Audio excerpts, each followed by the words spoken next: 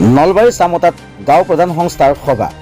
পশ্চিম নলবাৰী ৰাজহ চক্ৰ বিষয়া ডাক্তৰ সংগীতা শৰ্মাক সম্বৰ্ধনা জ্ঞাপন।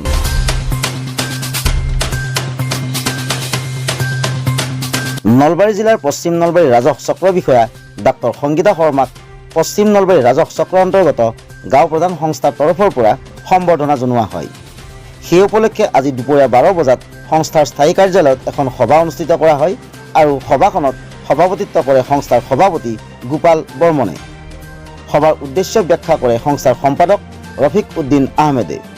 উক্ত সভাত ৰাজহ চক্ৰটোৰ কাননগু সতীশ মিশ্ৰ, নলবাৰী জিলা গাঁও প্ৰধান সংস্থাৰ সভাপতি চন্দন শৰ্মা, প্ৰচাৰ সম্পাদক অতুল ভূঞাৰ লগতে চক্ৰটোৰ প্ৰায় সংখ্যক গাঁও প্ৰধান উপস্থিত থাকে।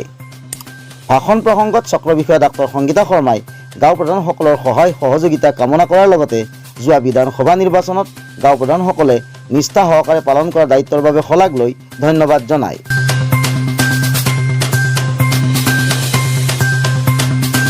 অতুল ভূঞাৰ প্ৰতিবেদন, প্ৰতিবেদক লাইভ।